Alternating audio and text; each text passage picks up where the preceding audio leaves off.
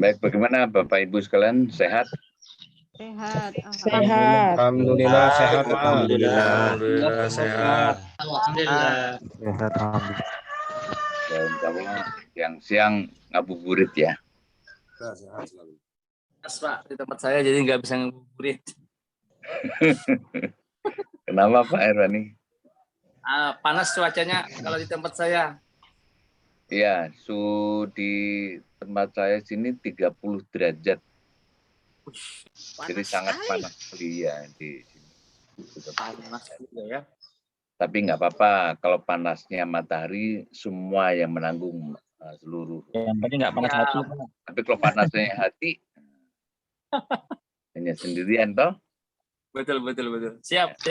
Dan yang menanggung. Iya, kalau panas hati hanya sendirian menanggung. Kalau panasnya matahari, semua yang menanggung. Tapi nggak apa-apa, yang penting mindset kita dingin. Walaupun cuaca panas, tapi hati tetap dingin, pikiran tetap dingin, supaya bisa berpikir lebih baik lagi. Jadi Bapak Ibu sekalian adalah mindset. Semua orang itu tergantung dari mindset. Kalau kita mindsetnya panas, ya arah panas. Kalau mindsetnya baik, terasa baik. Jadi kita mulai hari ini, namanya ini berpositif thinking pada seseorang. Jadi supaya apa? Kita lebih enjoy. Apa yang kita dapat, nanti akan lebih. Maaf ini suaranya saya jelas ya? Jelas, Pak. Jelas, Pak. Sangat jelas, Pak. Jelas, Pak. Di Kabupaten Bogor sangat jelas. Jelas Pak. Jelas banget, Terima Pak. kasih. Kami lanjut. Oke, terima kasih. Kami lanjutkan dan nanti materi pada sebelum tes nanti akan kami bagikan. Kami kita diskusi dulu, adalah discuss seperti tadi yang Pak Mubarok katakan bahwa perkuliahan S2 dengan S1 beda. Kalau S2 itu lebih baik diskusi, artinya materi dosen itu hanya sebagai penggerak. Jadi dosen adalah penggerak dan materi-materi itu sudah kasus-kasus yang ada di dalam persoalan-persoalan masalah baik di instansi, di perusahaan itu baru bisa kita pecahkan. Mungkin Bapak sekalian ada yang bisa menjawab, memecahkan, itu lebih bagus. Karena tidak kita harus mindsetnya kita dan tidak perlu bisa berpikir bahwa semua dosen itu serba bisa Anda. Dan punya keterbatasan kadang-kadang pengalaman itu jauh lebih banyak daripada. Cuma bedanya hanya dosen lebih duluan di pendidikan, dua maupun ya, itu saja. Tapi nanti Bapak Ibu juga akan insya Allah saya yakin mahasiswa S2 ini adalah punya kapabilitas, punya pengalaman yang jauh lebih bagus karena pengalaman di perusahaan, di organisasi dan sebagainya. Baik, saya teruskan. Kemarin kita bicara masalah sistem informasi manajemen. Muncul ini ya layarnya ya. Muncul, Pak. Sudah tampil, Pak. Oke, lanjut. Dan namanya TPS itu bukan tempat pemungutan suara ya, tapi adalah transaction processing system. Artinya apa? Jadi setiap proses transaksi, baik di organisasi, di perusahaan, maupun di toko, itu selalu ada namanya TPS. Ini adalah dasar untuk mengetahui bagaimana operasional dalam suatu perusahaan itu ya bisa berjalan dengan normal, dengan baik, yaitu melalui TPS. Ini ya, TPS ini adalah sistem merupakan suatu aplikasi ya, jadi aplikasi yang diperlukan tentu saja yang dibuat adalah sistem yang dibuat untuk bagaimana untuk laporan sepanjang hari, laporan harian, mingguan maupun bulanan. Diperlukan namanya selalu TPS. Jadi informatika. Jadi kalau Bapak Ibu sekalian itu S1-nya jurusan teknik informatika itu akan memahami. Tapi saya tidak bicara detail informatika, tapi bagaimana sistem informasi itu berjalan di dalam suatu manajemen. Ini saya memberikan contoh bahwa biasanya dalam satu TPS itu ada namanya misalnya Bapak Ibu jualan online ya. Jualan online itu selalu ada order ya. Jadi order online baik melalui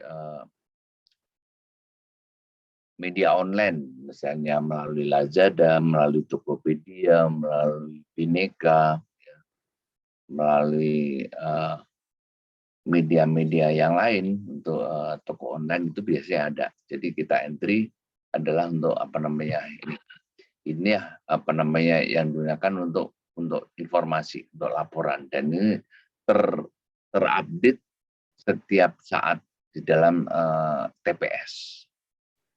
Seperti Traveloka ya, Traveloka itu saat ini apalagi menuju mudik Lebaran ini sudah sulit sekali kita mau ini baik pesanannya, baik pesanan transportasi ya udara, apalagi kereta ini sudah ada lah. Disitulah dalam TPS itu berguna dalam satu perusahaan karena untuk membuat laporan-laporan yang masuk di inputan yang masuk. Atau kita penggajian, biasanya perusahaan-perusahaan besar itu penggajian itu bisa langsung melalui perbankan ya. Jadi melalui apa namanya payroll. Jadi artinya otomatis. Jadi rutinitas setiap bulan itu perbankan sudah langsung bisa mendebet. Ya. Jadi transaksi perusahaan untuk para karyawan sesuai dengan daftar yang diinput di dalam TPS. Begitu juga dengan penyimpanan data pegawai ya. Data pegawai terutama perusahaan besar atau instansi pemerintah itu TPS yang bermanfaat, kecuali kalau perusahaan kecil itu nggak banyak diperlukan. Kalau dalam instansi pemerintah itu sangat diperlukan karena apa? Karena di situ misalnya ada untuk kenaikan pangkat atau promosi dari level dari eselon 4 ke eselon 3, ke eselon 2, ke eselon 1 itu pasti pimpinan itu melihat data yang ada di TPS. Begitu juga dengan wah ini sudah misalnya udah masukin usia pensiun, itu udah otomatis sudah sehingga apa? Sehingga dengan adanya data TPS ini semua transaksi informasi awal itu bisa terupdate dengan baik. Itu tujuannya adalah untuk yang namakan dalam sistem informasi namanya dengan TPS. Ada 5 fungsi TPS-nya. Pertama adalah TPS itu berfungsi untuk sales atau marketing. Di dalam sales itu tentu apalagi e-commerce itu sangat memerlukan data TPS. Dan kalau kita secara manual, kalau kita pergi di mall misalnya, terus ada salah satu SPG ya dalam satu counter tertentu itu bahkan memberikan pelayanan secara cuma-cuma ya, misalnya minyak wangi atau mungkin alat-alat makeup. Kemudian Bapak Ibu sekalian setelah begitu kita berhenti ya, calon customer itu berhenti, langsung ditanya minta alamat, nomor telepon, dan juga email misalnya atau yang bisa dihubungin. Itulah yang dinamakan oleh TPS secara manual. Artinya data itu nanti akan diinput di dalam TPS, marketing. Sehingga suatu saat nanti bisa oleh pihak customer service, ya, itu CS-nya perusahaan tersebut itu bisa di follow up. Makanya kadang-kadang kita secara nggak sadar kita selalu ada WA ya. Kami pilih sebagai calon untuk mendapatkan kredit tanpa agunan misalnya. Karena Anda berhasil ini. Itu adalah data diambil dari mana? Dari data dari TPS. Ya. Kok bisa tahu nomor itu? Biasanya itu data TPS untuk sales marketing biasanya ngambil data manual. Selain melalui survei adalah melalui data ini, melalui data yang ada di waktu kita ini handphone. Waktu kita beli pulsa, itu kan selalu mencatat nomor telepon, nomor handphone. Nomor handphone itulah kadang-kadang oleh bagian counter itu biasanya diambil untuk perusahaan-perusahaan atau organisasi yang bergerak di bidang sales atau marketing suatu usaha. Ini salah satu contoh fungsi daripada TPS. Selain marketing atau sales, selain sales atau marketing, yaitu yang kedua adalah manufacturing production. Ya. Jadi produksi ya. Jadi manufacturing itu adalah usaha perusahaan yang memproduksi barang. Dalam memproduksi barang ini adalah bagaimana seseorang itu memberikan fungsi dari TPS ini. Mulai dari penyediaan bahan baku sampai dengan barang itu jadi. Itu harus terdaftar. Artinya dari situ bisa dilihat. Seperti kemarin ada kasus yang siapa kemarin Pak yang mempunyai perusahaan jus itu kan ada daftar itu harus ada data namanya TPS, ya, Transaction Processing System. Ada. Ya. Sehingga apa? Dengan adanya TPS ini kita tidak bisa kita tahu berapa bahan baku yang masuk, berapa bahan setengah baku yang sudah ada, berapa bahan jadi yang sudah tersedia. Kemudian masuk ke berapa barang yang siap untuk dikirim atau diekspor kalau perusahaan besar. Ini terdata dalam satu TPS. Cuma di sini saya tidak memberikan cara rinci mengenai TPS karena ini ranahnya adalah di informatika.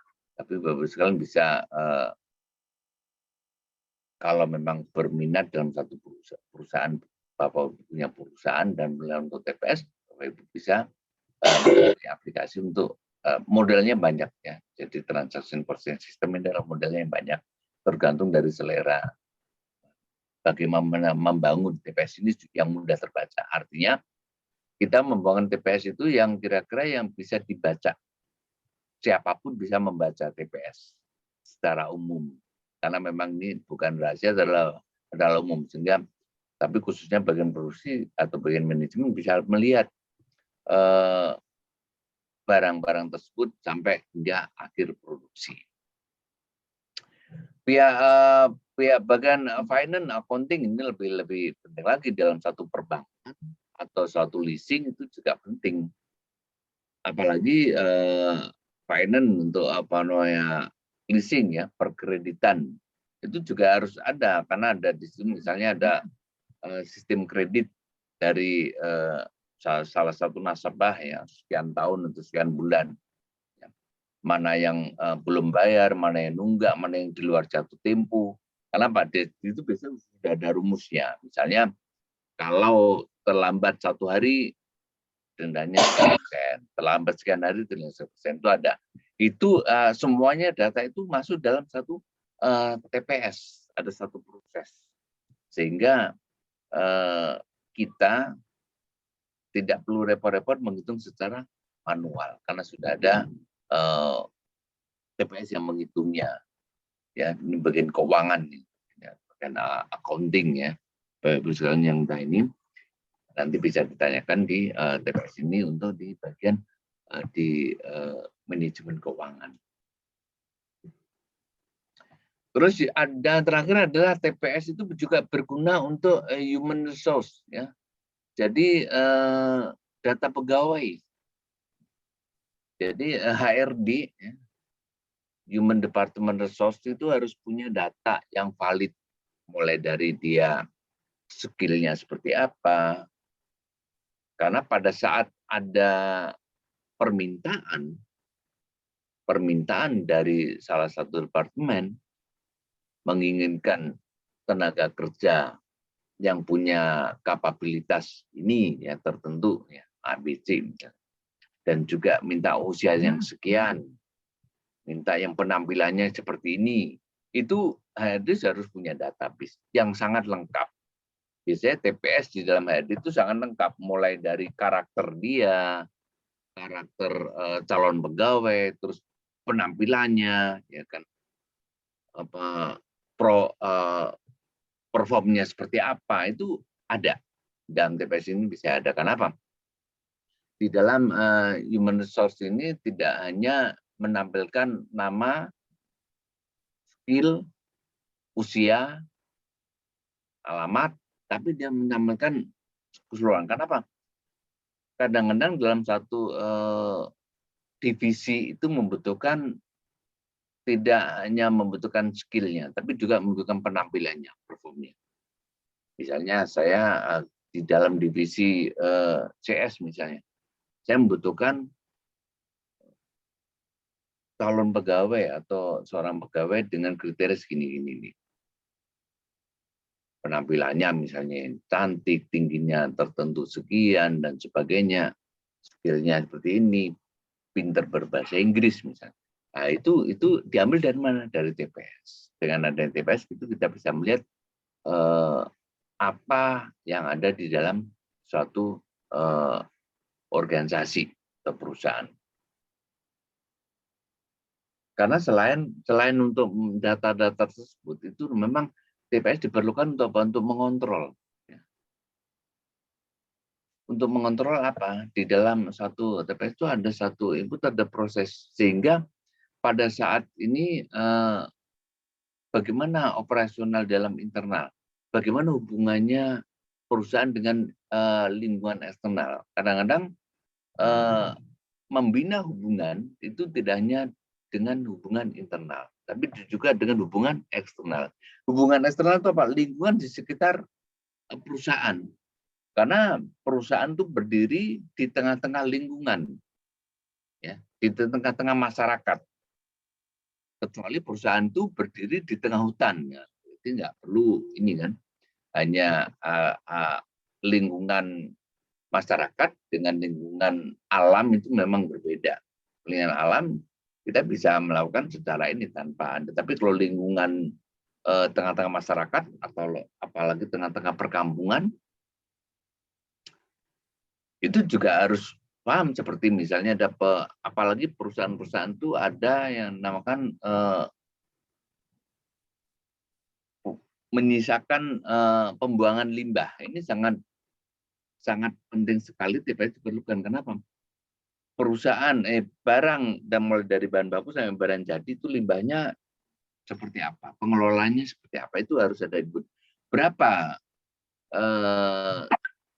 ribu kubik atau berapa ton kubik per hari limbah itu terbuang, itu bagaimana sistemnya? Kenapa? Kalau ini tidak ini bisa memang dalam satu limbah itu memang ada, kita harus izin namanya AMDAL, ya, di dampak lingkungan, ya, bisa di KLHK, ya, perizinannya itu di PSLB 3. Namun lingkungan eksternal itu sangat mempengaruhi lingkungan internal. Kenapa? Kalau lingkungan eksternal ini tidak kondusif, maka lingkungan dalam internal akan terganggu.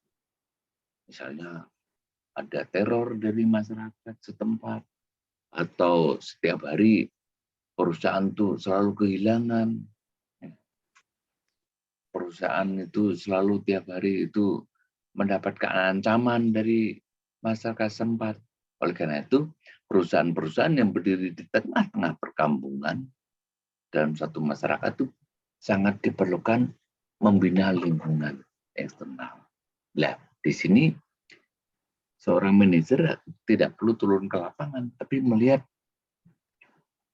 referensi atau input data yang ada di TPS supaya bisa memonitor seperti apa operasionalnya baik di internal maupun di eksternal. Terus yang kedua, selain transaksi proses sistem, ada namanya MIS. MIS itu kalau dalam komunikasi namanya gagal ya. Tapi bukan itu, misalnya miskomunikasi ya, gagal berkomunikasi. Tapi bukan itu, MIS ini adalah manajemen information system. Jadi sistem informasi manajemen inilah yang akan kita urai. Kenapa? Dengan adanya MIS itu adalah membantu secara manajemen dalam satu organisasi. Kalau sekarang sudah banyak sekarang akses online tanpa ini ya, bisa sekarang akses online tanpa harus pakai aplikasi atau LAN ya, lokal network. Tidak perlu. Sekarang juga lebih gampang secara ini bisa pakai misalnya G Drive ya, atau Google Drive ya. Pak semua bisa melihat misalnya akses. Ini juga bisa membantu seorang di manajemen, ya, bagaimana historisnya, bagaimana kinerja terkininya, dalam organisasi bisa lihat dari itu. Selain di dalam HRD bisa mencapai adalah KPI, jadi report ya, report daripada HRD bisa juga dibuat. Bagaimana reportnya, bagaimana membuat report. Jadi seorang manajer itu dengan berbagai cara, bagaimana dengan menekan satu titik, satu tombol, tapi dia bisa melihat semuanya. Tidak perlu tanya. Kalau sekarang udah semedian canggih, sehingga informatika itu sangat diperlukan. Makanya bagus sekali yang menjabat di satu perusahaan, itu memang perlu sekali yang namanya manajemen informasi sistem supaya tersistem dengan baik, supaya kita bisa memonitor kendala-kendala yang ada, memonitor hasil-hasil yang ada, memonitor bagaimana kinerja satu perusahaan, kinerja pegawai kita, dan itu mempunyai catatan historis yang ada. Selain bisa melihat catatan histori atau kinerja, MIS juga mempunyai fungsi adalah bagaimana perencanaan dan pengendalian dalam suatu pengambilan keputusan. Jadi planning di dalam satu perusahaan itu bisa tertuang dalam satu manajemen yang informasi dengan baik. Kenapa? Dengan ada perencanaan kita bisa mengendalikan dan pengambilan keputusan. Sehingga apa yang kita rencanakan itu bisa terjalin dengan baik. Harus ada catatan, ya harus ada grafik di dalam satu MIS. Di sini adalah catatan merupakan catatan yang ringkas atau catatan yang sehari aja. Catatan yang hanya global. Tujuannya apa? Hanya untuk melaporkan suatu kegiatan dalam perusahaan. Jadi tidak perlu panjang-panjang, ya. Catatan dengan metrik ya. Dengan metrik itu cukup diringkas ya. Ya, misalnya perencanaan seperti ini, terus nanti pengendalian mutunya seperti apa, mau pakai ISO atau mau pakai sistem yang lain, bisa. Dalam perguruan tinggi pasti pengendaliannya apa? Dengan memakai namanya akreditasi, ya, namanya apa, IPPAS, ya. Di dalam satu laporan PDDT itu kalau dalam organisasi perguruan tinggi. Tapi dalam perusahaan bisa pakai ISO untuk pengendalian. Kenapa? Dengan adanya saya merencanakan bahwa perusahaan saya akan expand secara nasional di tahun 2025 misalnya. Artinya apa? Dia ada suatu pengendalian sehingga step by step dari tahun per tahun itu ada namanya satu pengambilan keputusan. Supaya apa? Supaya terencana dengan baik. Terakhir ada DSS ya. Ini, jadi tadi pertama adalah ada MIS ya, setelah MIS satu namanya DSS. DSS itu adalah keputusannya, sistem yang untuk mensupport suatu keputusan dan suatu organisasi atau decision support system. Semua hal-hal informasi itu adalah untuk membantu manajer, baik TPS, MIS maupun DSS.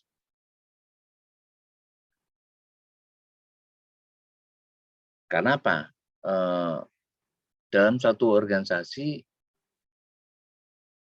DSS ini suatu keputusan yang kadang-kadang sesuai dengan kebijakan atau afirmasi. Jadi walaupun seorang manajer sudah melihat TPS, melihat MIS seperti ini, ya, tapi kadang-kadang masih juga si keputusan atau DSS ada inputan dari luar. Meskipun sudah tercatat di TPS atau MIS, karena itu namanya suatu kebijakan. Jadi jangan heran kalau tiba-tiba seorang bawahannya, stafnya sudah memberikan laporan detail melalui TPS maupun MIS, kadang-kadang seorang manajer pimpinan itu keputusannya berbeda. Kenapa? Karena mereka juga membawa satu informasi yang sumbernya dari luar. Itu nggak apa, itu adalah kebijakan. Jadi disipasi itu adalah kebijakan, sistem kebijakan dari yang dilakukan oleh seorang manajer atau afirmasi. Itu hal yang biasa dilakukan dalam satu perusahaan maupun satu organisasi. Kenapa? Karena setiap keputusan, setiap kebijakan penanggung jawabnya adalah manajer. Sehingga dia bisa membuat suatu keputusan apa saja. Yang penting tidak merubah daripada rule atau yang laporan-laporan yang diberikan oleh stafnya. Ini adalah hubungan sistem ya, antara hubungan sistem. Jadi selain dia adalah bagaimana ada lagi namanya ESS.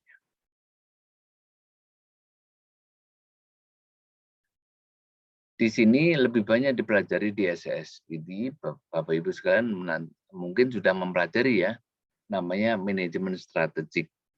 Nah, di dalam manajemen strategik itu bagaimana kita mempelajari namanya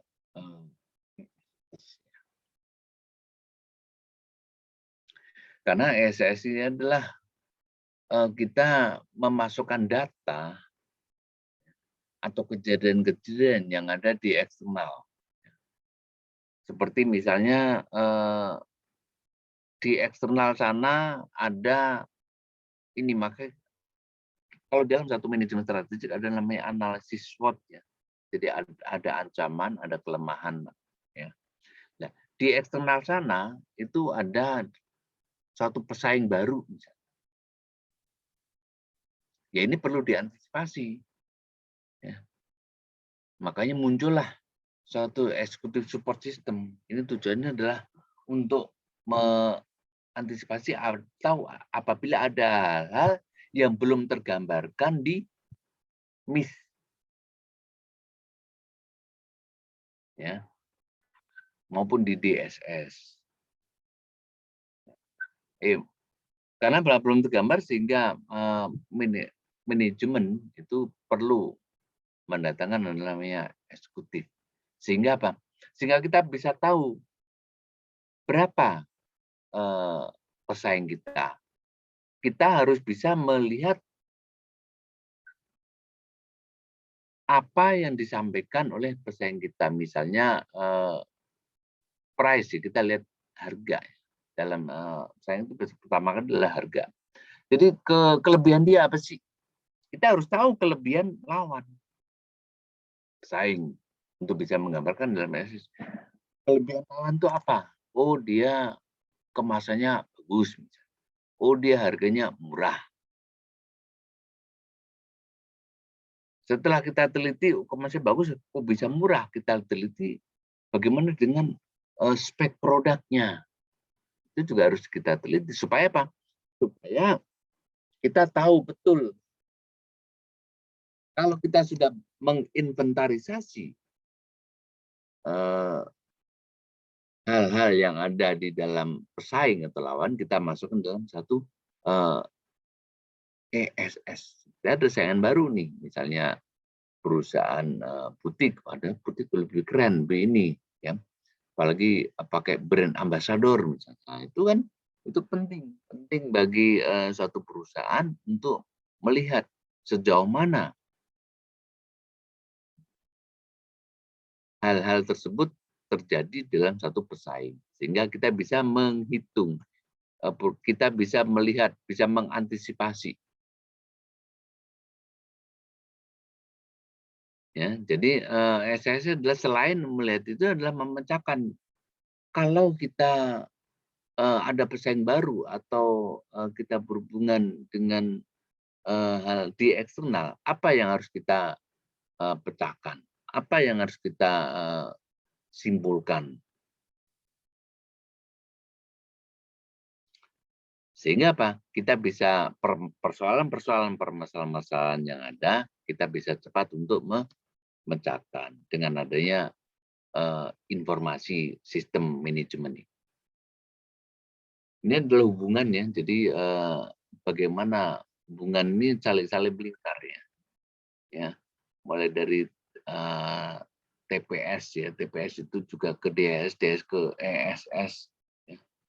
Terus TPS juga ke MIS, juga ke ESS, ya. Kita bisa langsung ya. Inilah namanya circle ya, circular ya. Jadi circular management ya. Atau manajemen melingkar. Jadi dalam satu perusahaan itu harus ada namanya manajemen yang kita namakan dalam manajemen melingkar atau circular. Bagaimana TPS itu melihat inputan dari DSS, melihat inputan dari MIS. Dua-duanya itu juga mengacu pada ESS. Ini yang kita sarankan ini. Sebelum saya lanjutkan mengenai bagaimana sistem itu kita tinjau dari perspektif fungsional, mungkin ada yang mau ditanyakan? Silakan Bapak Ibu sekalian. Izin Pak Dr. Tono, boleh bertanya? Boleh, silakan. Dengan siapa ya?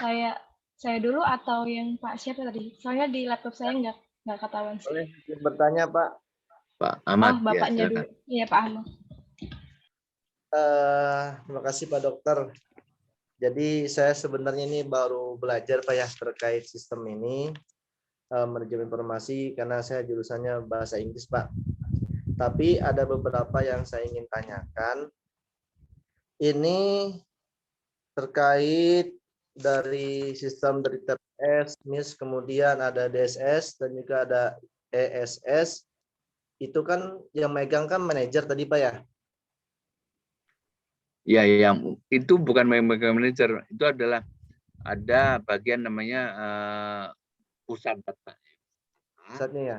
Ya, nah, itu Pak, kalau manajer hanya untuk memonitor ya, untuk memonitor. Terkait atasan sendiri itu kalau yang mengecek, mengontrol itu apa dia atasan sendiri punya sistem sendiri apa kayak gimana Pak kalau di perusahaan itu? Begini, di dalam satu perusahaan itu seorang manajer itu secara logikanya gini, secara gampangnya kita melihat CCTV. Iya. Artinya dengan ada CCTV kita nggak perlu tanya kamu bekerjanya kayak apa, lihat aja gambarnya. Nah, itu salah satu kontrol. Jadi sistem informasi manajemen itu adalah digunakan seorang manajer untuk membuat satu keputusan dan mengontrol suatu pergerakan dalam satu organisasi. Jadi memang ini yang memerlukan adalah manajer, pimpinan-pimpinan. Kenapa? Supaya pimpinan itu lebih paham, lebih tahu tentang ini, nggak perlu tanya satu persatu. Jadi dalam membaca suatu informasi itu perlu pakai data aja. Makanya ada data dari DSS, itu ada data dari MIS, atau data dari TPS, itu merupakan data ya, database ya. Yang diperlukan untuk keperluannya apa? Untuk supaya manajer itu lebih cepat mengambil satu keputusan. Jadi nggak perlu bercerita. Kalau kita bercerita itu buktinya mana, faktanya mana. Ya. Satu contoh misalnya, Pak, kita harus merubah ini kemasannya harus kita rubah kemasannya seperti ini. Kenapa? Karena ada pesaing baru. Itu kan lisan. Tapi kalau ada data yang konkret, ya mulai dari ada pesaing baru kemasannya A, B, C, detail segala macam, kita bisa mengadu seperti itu. Artinya membaca data. Jadi informasi manajemen adalah database yang digunakan untuk mengambil kebijakan maupun keputusan seorang pimpinan atau dalam satu perusahaan maupun organisasi. Itu ya Pak Ahmad. Ya, Pak, jelas Pak. Kalau, terima kasih Pak Dokter. Ya, kalau di sekolahan, saya Pak Ahmad kan ini pendidikan ya, guru ya. Iya betul. Ya, kalau sekolahan itu informasi itu penting ada buat kepala sekolah. Jadi kepala sekolah itu harus tahu, Pak, pembelajaran di sana itu sini Pak, dia pakai malah kenapa murid kita sedikit karena banyak ada sekolahan baru Pak. Kenapa dia memadukan dengan pendidikan dengan dalam dengan alam misalnya. Nah, itu saingan. Nah, itu kan data tuh. Nah, itu digunakan kepala sekolah untuk kalau gitu kita harus datanya seperti apa dia diselidikin, makanya masukin dalam data-data. Supaya apa? Kepala sekolah membuat satu keputusan, buat satu terobosan, inovasi baru gitu. Ya Pak Ahmad ya. Ya, terima kasih Pak Dokter. Baik, silakan yang lain tadi Bu siapa tadi? Izin boleh bertanya Pak. Izin saya Heni Lianti. Izin Pak Tono, saya Heni Lianti, siang. Saya ingin bertanya, tadi Pak Tono juga sempat menjelaskan bahwa TPS, MIS, dan DSS itu adalah satu circle, berarti saling berhubungan satu sama lain. Tapi kalau misalnya ada salah satu perusahaan yang tidak menganut paham TPS, MIS, atau DSS, apakah ada dampak yang signifikan yang dirasakan oleh perusahaan itu sendiri, Pak? Apakah nanti pengambilan keputusannya timpang tindih dengan keputusan yang lain, atau nanti ada dampak-dampak lainnya yang memang memperburuk kondisi dari perusahaan itu sendiri, kalau misalnya TPS, MIS, dan DSS ini tidak saling berhubungan satu sama lain? Apakah ini juga TPS, MIS, dan SS ini apakah juga berpengaruh di bidang pendidikan di Indonesia, Pak? Terima kasih. Baik, jadi TPS itu adalah dapat inputan ya, dari DSS dan MIS. Dia mengacu. Ya. Kenapa? Ini adalah bagaimana sistem yang digunakan itu saling berhubungan. Terus berhubungan. Artinya begini. Jadi kalau DSS itu adalah keputusannya. Jadi DSS itu adalah keputusan. Kenapa? Karena apa? DSS itu dibuat berdasarkan TPS dan MIS. Jelas ya. DSS itu dibuat rangkuman dari ya, TPS. Ya. TPS itu membuat satu ini untuk DSS, satu lagi adalah untuk kenapa? Di dalam TPS hanya untuk entry. Ya. Ya, jadi entry itu dibuat berdasarkan apa? Berdasarkan laporan-laporan. Ya. Untuk apa? Untuk laporan-laporan yang diinput di dalam TPS itu bersangkutan diaplikasikan ke MIS. Sehingga MIS itu pengendalian, ya. Jadi sekali lagi, MIS itu bagaimana untuk merencanakan dan pengendalian. Sementara kalau DSS itu kebijakan seorang manajer setelah dia membaca TPS dan juga ya, jadi terus bagaimana pendidikan penting. Dalam satu pendidikan itu ada yang namakan RPS. Paham ya? Tadi yang nanya Ibu siapa ya? Heni, Pak. Ya? Heni. Guru ya? Bukan, Pak. Nah, saya penasaran aja di bidang pendidikan. Nah, di pendidikan itu namanya RPS ya. RPS itu apa?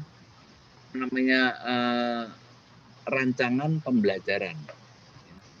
Sistem. Artinya apa? Ada rancangan.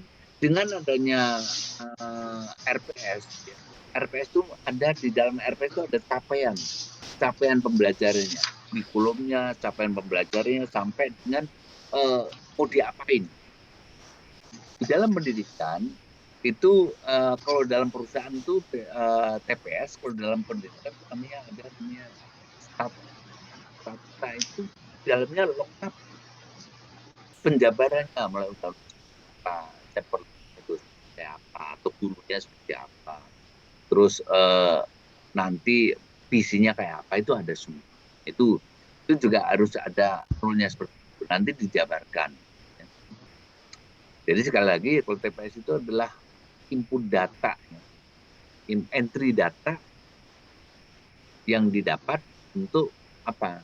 Untuk kita salurkan di dalam MIS maupun DSS.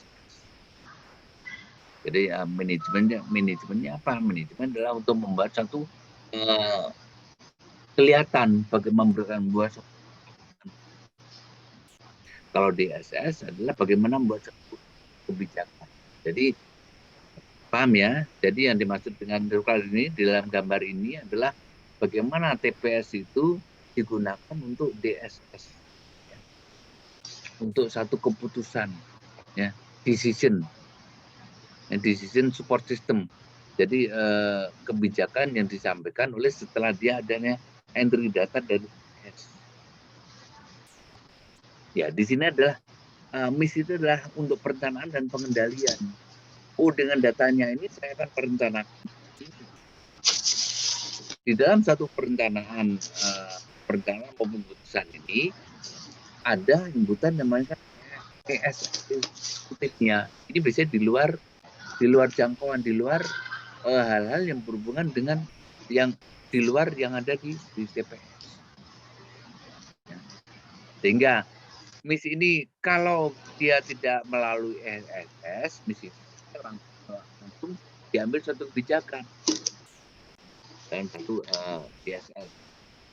Itu kan. Jadi dalam satu perusahaan itu tergantung dari itu menggunakan ini untuk kepentingan ini. Ada yang perusahaan itu kalau perusahaan kecil ya, usaha itu belum kan memang artinya masih ditanggulangi. Tapi kalau udah divisinya banyak, karyawannya udah ribuan, itu sulit untuk mengendalikan. Makanya seorang pimpinan baca data, nggak mungkin dia melihat. Kalau cuma karyawan cuma 5, kita yang ini udah beres belum bisa.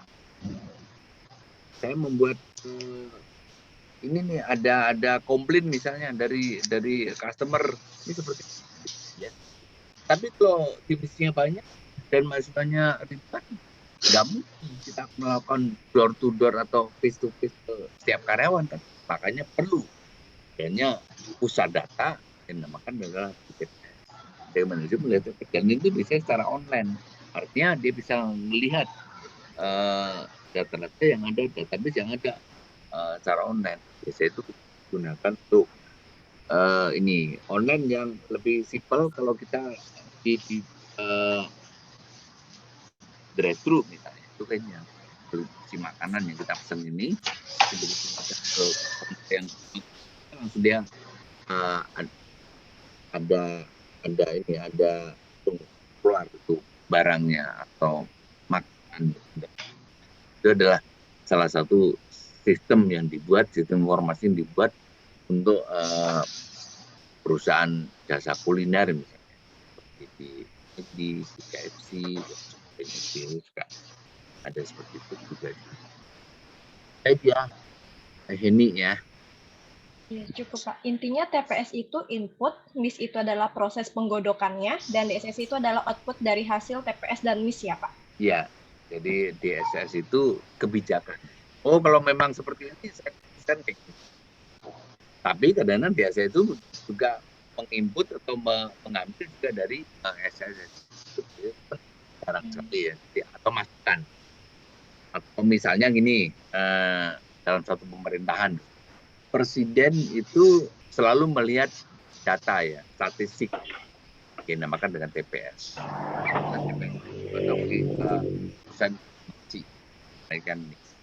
Kemudian dia mengambil keputusan. Tapi dia juga perusahaan presiden juga mendapat inputan dari atau Watim Press. Dalam perusahaan juga itu tentang soal perusahaan itu mempunyai staf khusus. Staf khusus artinya yang orang yang dipercaya. Jadi secara langsung maupun tidak langsung, itu mempunyai staf yang dipercaya. Itulah yang namanya dengan SS. Selain inputan data real dari staf dan karyawannya, juga dapatkan dari khusus dari orang yang dipercaya. Biasanya gitu. Walaupun punya staf banyak ini, tapi dia punya itu mempunyai staf yang dipercaya. Itu beda membeda masukan. Ya. Tono, mohon maaf, suaranya agak kebawa sama yang belum matiin mikrofonnya. Iya, yang belum matiin mic. Saya nggak bisa matiin karena bukan kamu baru. Jadi kayak kebawa angin suaranya. Pak Yohanes. Izin bertanya Pak. Ya. Saya Yunita dari Amurang. Pak mau bertanya, kan kalau di dalam laporan keuangan itu biasanya ada bukti transaksi, nota. Biasanya kan kelegalannya itu dibuktikan dengan kwitansi yang distempel begitu atau dimeterai. Nah, sekarang ini kan marak dibuat adanya e-nota. Nota-nota yang kalau kita lihat di Facebook banyak sekali kan ya, aplikasi-aplikasi nota digital begitu. Yang saya mau tanyakan, bagaimana membedakan ini benar-benar tokonya itu ada atau hanya toko abal-abal yang dibuat-buat? Keabsahannya itu bagaimana Pak kalau pelaporan dalam sistem manajemen? Ini dari kacamata customer ya? Kan kalau di dalam laporan keuangan selalu dibukti sanksi begitu. Nah, itu untuk membedakan dengan yang sekarang lagi kan e-nota ya. Itu betulan ada tokonya benar-benar ada yang beda itu abal-abal begitu. Bagaimana kita membedakan Pak? Mohon maaf saya potong dulu. Itu yang suaranya bocor mohon di mute dulu kali ya biar gak mengganggu. Pak Mogaro bisa mute.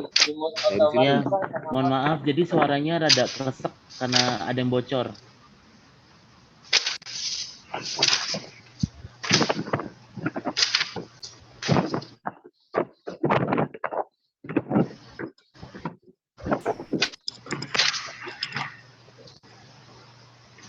Mungkin Pak Mogaro bisa ngecek ya mana yang bocor di situ.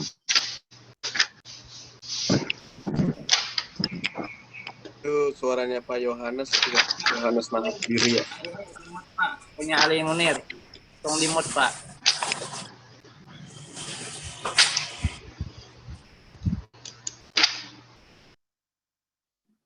Ya Pak Yohanes sudah. Kayaknya di mute ya. Jadi mau Punya diulang? Pak Tono juga Pak. Pak Tono di mute Pak. Punya Pak Tono.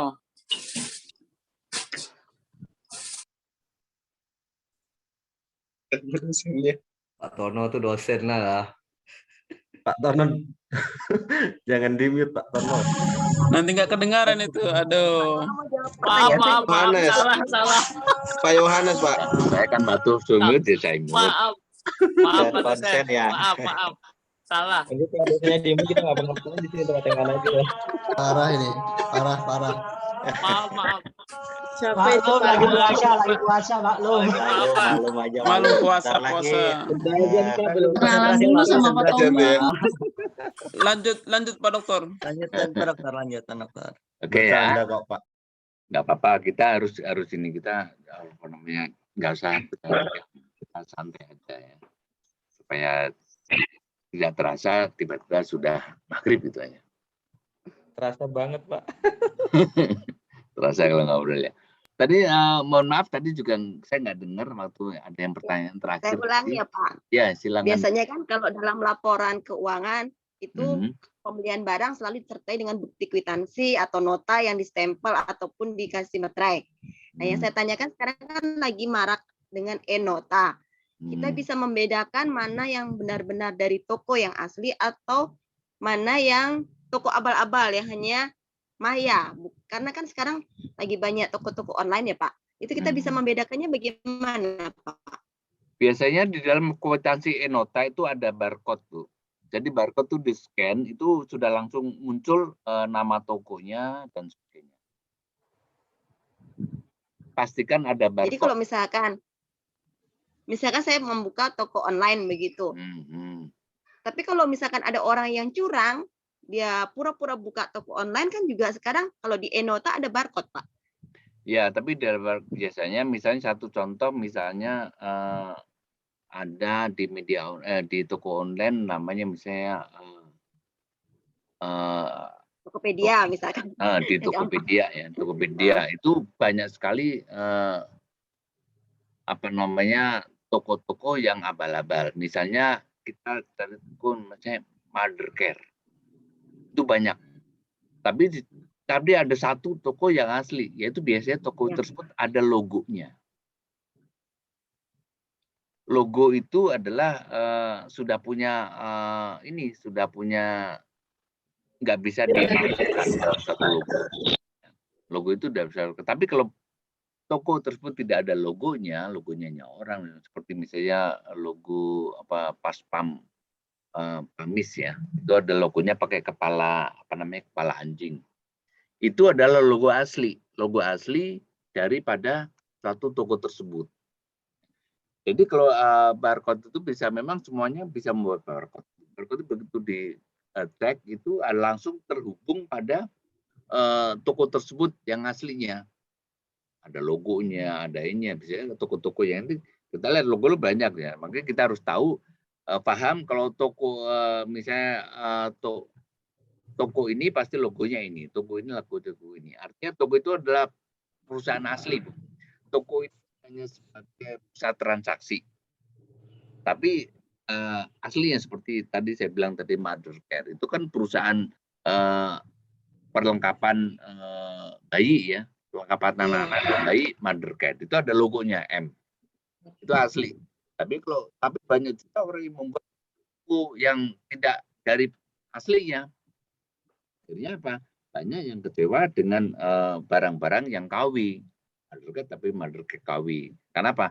Terkecoh dengan apa? Dengan harga. Ya. Jadi kalau harganya kita harus tahu. Memang kalau dalam memilih itulah bagaimana kiat-kiat memilih ini e-commerce itu biasanya nanti lebih di dalam manajemen pemasaran nanti lebih terangkan lebih lanjut mengenai kiat-kiat memilih. Pandai-pandai di era digital itu memang sangat tipis sekali, apalagi dunia maya ya. Dibilang tadi, jadi untuk memilih itu sulit sekali. Begitu juga dengan memilih pendidikan. Pendidikan gampang, dia klik aja nama kampusnya terakreditasi apa enggak. Kalau enggak berarti dia tidak afiliasi dengan DIPI kan gampang. Tapi dalam perusahaan-perusahaan itu memang sekarang kenapa banyak perusahaan-perusahaan itu yang belum masuk ke Kadin, sehingga Kadin juga kolahan kan, karena apalagi tidak bayar pajak kan, tidak pajak. Perusahaan-perusahaan yang besar itu biasanya ya harganya jauh lebih pasti lebih mahal karena kenapa perusahaan itu sudah membayar dengan pajak sehingga mungkin lebih mahal. Sehingga kita harus jeli kalau barang itu murah itu apa? Apakah perusahaannya itu memang punya abal-abal atau memang dia hanya KW ya? Karena seperti kalau di Tangerang itu banyak perusahaan-perusahaan sepatu bagus-bagus seperti Nike seperti ini, tapi KW dan itu resmi memang artinya karena pembuatnya memang sama kan, cuma mereknya aja ada yang kelas 1, kelas ekspor maupun kelas lokal. Itu Bu ya. Jadi untuk membedakan itu biasanya logo itu harus Pak, kalau misalkan ini dalam dunia pendidikan kan ada yang namanya kayak BOP, BOS gitu dong. Dana bantuan itu kan kalau Mas membeli dia sistemnya kan harus ada bukti-bukti. Nah, banyak orang-orang kepala-kepala sekolah itu kan kena BPK gara-gara mereka membuat stempel sendiri begitu, Pak. Nah, kalau misalkan untuk menyiasati supaya tidak ada kecurangan seperti hal tersebut, itu kalau menurut Pak dosen bagaimana? Supaya tidak ada kecurangan dari pihak-pihak sekolah yang membuat logo sendiri, stempel sendiri, atau apa begitu. Karena kan sistemnya semua tercatat kan, pengeluaran, pemasukan barang, apa semua. Ya, jadi pakai database Pak, database. Jadi artinya kalau itu keuangan itu dikeluarkan melalui data print out asli, jadi artinya tidak pakai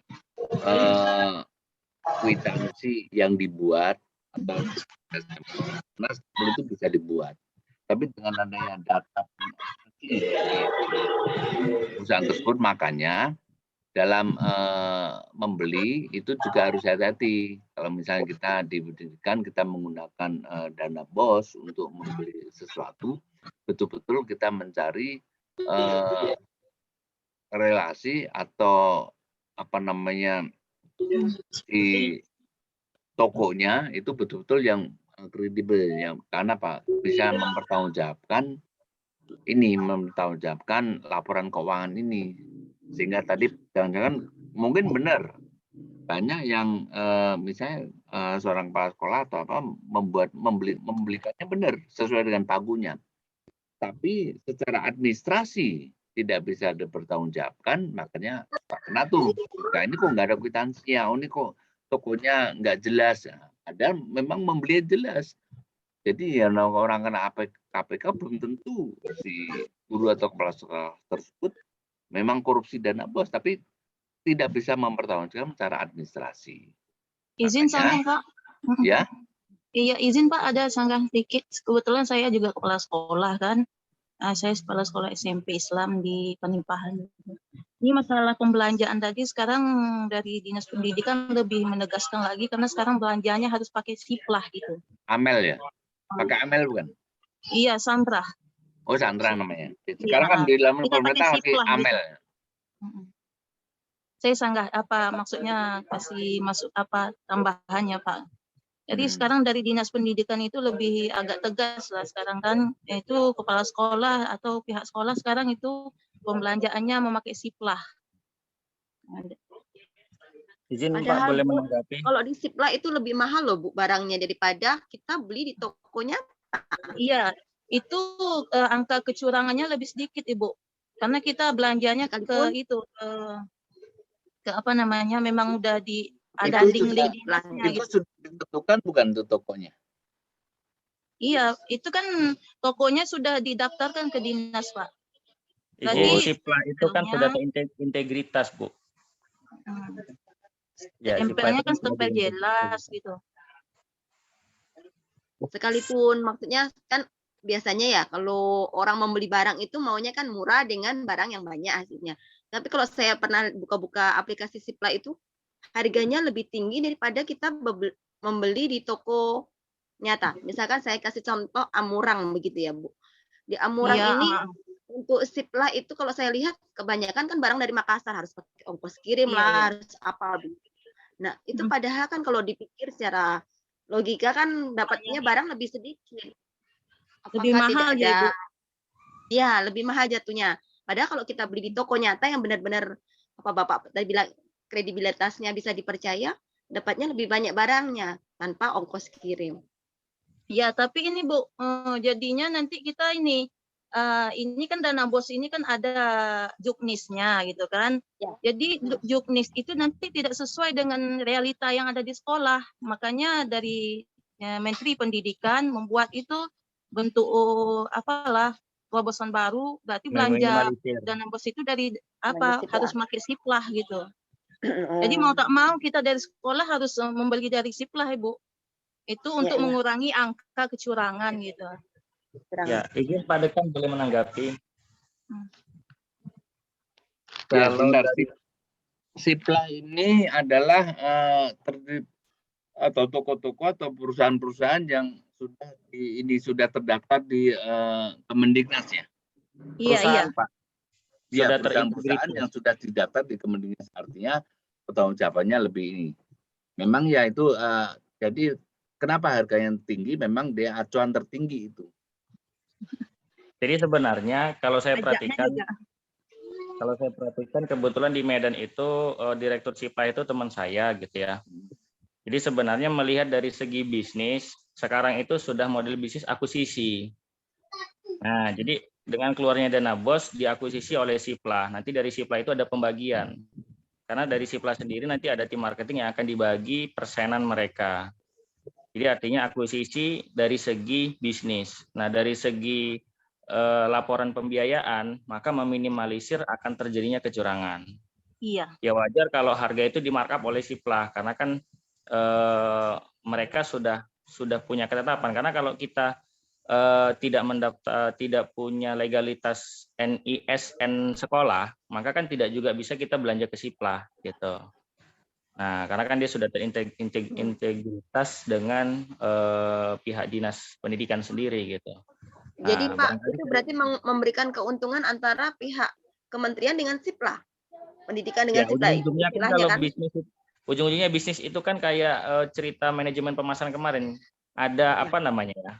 Ada unsur kepentingan tersendiri gitu. Iya. Tetapi Kan dibuat dalam bentuk sistem. meminimalisasi kecurangan di kepala sekolah, tetapi sebenarnya Ya. banyak keuntungan diserap oleh Siplah juga karena kan untuk ke muridnya, untuk dinikmati oleh siswanya jadi cuma sedikit. Jadi plus minus sebenarnya. Kita lebih gampang untuk pelaporan dan kemudian ya pasti bagi keuntungan. Jadi kepala sekolah tidak bisa menyelipkan keuntungan sendiri gitu. Kurang lebihnya sih begitu. Bagi-bagi keuntungannya. Iya. Ya memang begitulah fenomena yang di Indonesia, memang banyak itu tidak hanya terjadi di Kemendiknas, hampir semua kementerian itu memang seperti itu. Artinya jadi sudah ditentukan. Jadi ditentukan, saya sudah ini secara lelang, udah pokoknya perusahaan si ABC ini sudah sebagai tender ya, melalui tender perusahaan ABC ini sudah masuk di dalam ini. Ya, kadang-kadang tender sendiri pun juga pemiliknya juga itu, sehingga itulah namanya politik dumping ya, dalam artinya awalnya muter-muter situ aja, berputar itu aja kan, dikeluar muter lagi masuk lagi. Tuh, Iya. itu yang nggak boleh diambil orang lain Pak. Iya, nggak bisa. Jadi kita kalau memang tidak punya akses ke sana, walaupun Bapak Ibu sekalian punya perusahaan yang bagus gini, barang yang bagus, tidak ada akses ke sana ya sulit. Makanya ya saya baru tahu ini ada Siplah. Kalau saya tahu saya di kementerian lain itu namanya AMEL ya. Siplah untuk pendanaan dana BOS Pak. Iya, Untuk artinya pesantren dan sekolah. betul, dengan Siplah ini memang sudah kerjasama dengan ini ya pasti artinya semua akan membagikan persentase. Makanya kenapa barang jadi lebih mahal. Makanya beda dengan barang-barang yang ada di barang-barang Cina. Di toko luar gitu. Kalau di dalam RRC sana dia memproduk barang itu semua produksi lokal semua dan tidak ada pajak, tidak ada ini, tidak ada banyak meja, makanya barang jadi lebih murah karena nggak mungkin perusahaan itu memberikan persentase kepada yang ini setelah dimenangkan tender dengan mengorbankan atau mengurangi keuntungan kan. Keuntungan dia marginnya tetap, jadi perusahaan pun juga tidak rugi. Makanya perusahaan swasta yang kena karena dia barangnya di luar batas, harganya di luar batas. Beda dengan haki. Kalau hak intelektual itu nggak bisa dinilai. Seperti misalnya Bapak Ibu sekalian mengisi membuat makalah, mutu mengisi seminar, atau membuat satu aplikasi yang belum ada, itu tidak bisa dinilai karena itu hak intelektual, itu tidak dinilai. Walaupun si yang lain tuh harganya misalnya 100.000, kita jual 1 juta nggak, itu tidak akan ketangkep. Nah, intelektual itu tidak dinilai. Beda dengan barang. Dengan barang dengan speknya sama, kok harganya lebih tinggi, ya itu mungkin untuk mengantisipasi itu, makanya si Kemendikbud buat kerjasama pakai sifat pada nanti dengan orang berbagai hal dengan bareng-bareng begitu mungkin ya. Itu prediksi aja. Izin Pak menanggapi yang tadi Pak, boleh ya? Ya boleh, menanggapi yang Ibu siapa tadi ya, yang bertanya masalah transaksi nanti kalau yang zaman dulu bener kan transaksi pakai stempel, pakai materai gitu ya. Nah sekarang pakai elektronik gitu. Nah sebenarnya kita sudah lebih gampang hari ini.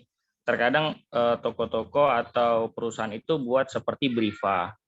Nah, kayak kita belanja di TikTok atau belanja di ShopeePay itu kan biasa pakai Briva. Jadi itu sudah pakai kode. Nah, saya beberapa kali transaksi begitu. Atau biasa pakai kode transfer. Nah, itu sebagai bukti kan gitu. Artinya tidak akan terjadi penipuan lah gitu. Nah, yang terjadi penipuan itu kalau misalkan ada usaha si A, transfernya pakai rekening lain. Nah, itu bisa jadi gitu loh. Atau nanti si orang yang ngejelasin namanya Ahmad misal transfernya ke Febri misal gitu. Nah itu ada unsur penipuan. Nah, karena saya pernah pernah ditipu gitu ya. Tapi kalau untuk melihat itu kebenaran atau tidaknya, nah itu biasa sekarang lebih kepada kode dia, pakai Briva dan segala macamnya. Itu kurang lebihnya sih. Nah terus saya ngambil kesimpulan Pak, karena tadi kurang paham saya masalah kayak MIS, terus TPS sama apa tadi ya, DSS, satu lagi EMS ya Pak ya? Atau apa tadi ya? Nah, boleh nggak saya mengambil sebuah kesimpulan, satu contoh studi kasus kita yang mahasiswa nih. Nah, kita belum cerita skup perusahaan deh. Nah, karena saya untuk teoritis agak sedikit kurang paham. Nah, jadi boleh nggak kira-kira saya ngambil contoh, di TPS itu seolah-olah seperti kita mengisi sebuah KHS atau KRS gitu ya, untuk input sebuah pembelajaran satu semester yang akan kita pelajarin. Nah di DSS itu akan terjadi teknis pembelajaran, sedangkan di sebelumnya apa tadi ya, yang sebelah kiri itu Pak. Nah itu proses di awal sebelum mengisi KRS misal gitu. Nah kemudian yang di atas tadi EMS itu membuktikan sebuah permasalahan baru di luar kendali. Contoh ketika berjalannya masa perkuliahan, akhirnya dia tidak ada dana untuk meneruskan pembayaran dan segala macamnya. Itu ada sebuah hal yang baru gitu. Boleh nggak kira-kira begitu memahaminya Pak? Bisa. Jadi namanya di sini ya, di dalam kalau dalam kita ya, contoh satu contoh pendidikan. TPS itu adalah Bapak Ibu mendaftar melalui e-kampus. Itu kan datanya lengkap, data pribadi, ada data ini sampai. Mendaftarnya bukan di MIS Pak ya? Kenapa? Mendaftarnya bukan di MIS. Di TPS itu adalah data pertama, data input data ya, input data siapa sih? Oh ya dia sih, ya ini, oh tinggalnya di sini, oh lama sini. Seperti itu. Baru di dalam suatu MIS dan DSS, MIS itu adalah bagaimana kita setelah karena kan dalam data itu tidak murni semester 1 kan? Benar. Mungkin ada pindahan, pindahan berapa? Dia sudah dikonvert. Dia kalau S1 dia mulai, pindahan akan kuliah dimulai 4. Sehingga kalau memang S2 dimulai semester 3 atau semester 2. Hingga diisi setelah mulai dari planning perencanaan, berarti perencanaan semester 3. Perencanaan di semester 4 misalnya. Misi itu adalah merencanakan, mengendalikan, dan mengambil satu keputusan dalam perkuliahan. Rencananya apa? Membuat satu KRS. KRS itu adalah kartu rencana studi. Sehingga dari KRS ini dibuat untuk pengembangan sistem tadi, perkuliahan. Nah, baru, ya ini kita bicara dari kata mahasiswa ya. Ini yang membuat mahasiswa, kalau mahasiswa membuat, beda dengan membuat dosen. Kalau dosen begitu TPS adalah kita lihat di kampus, mata kuliah manajemen sistem informasi atau sistem informasi manajemen, membuat RPS, ya rencana pembelajaran, ya rencana pembelajaran semester RPS. Nah, dalam RPS itu ada capaian-capaian kalau dalam kacamata si dosen. Tapi kalau dari kacamata mahasiswa, kita input data melalui informasi pendaftaran melalui online, kemudian kita dapat ini mengisi KRS. Setelah kita on di e-kampus, kita bisa mengisi KRS. Setelah itu berjalan dalam ini, sehingga kita mendapatkan nilai, ada ujian, ada absen, segala macam, itu di dalam satu DSS. Itu contoh konkret kalau diaplikasikan melalui pendidikan. Kalau melalui perusahaan seperti apa? Kalau melalui perusahaan, pertama kali adalah barang masuk, itu masuk di TPS. Ya. Kalau dari segi produksi. Kalau dari segi HRD, ya karyawan masuk, mulai dari namanya, alamatnya, tinggalnya, keluarganya, sampai dengan skillnya, pendidikannya, pengalamannya, itu masuk TPS. Input data, Pak. Ya? Input data, Pak ya? Ya, input data awal itu adalah di TPS, karena saya adalah di TPS.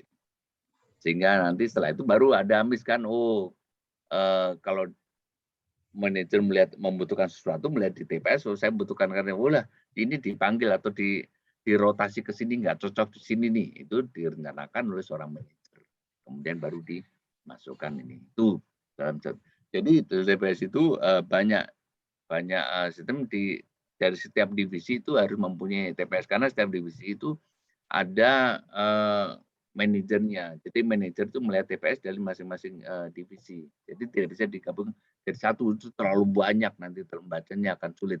Lebih banyak kan di TPS itu dibagi per divisi, misalnya bagian produksi, ya, bagian marketing, terus divisi marketing, atau bagian di HRD-nya itu ada seperti itu.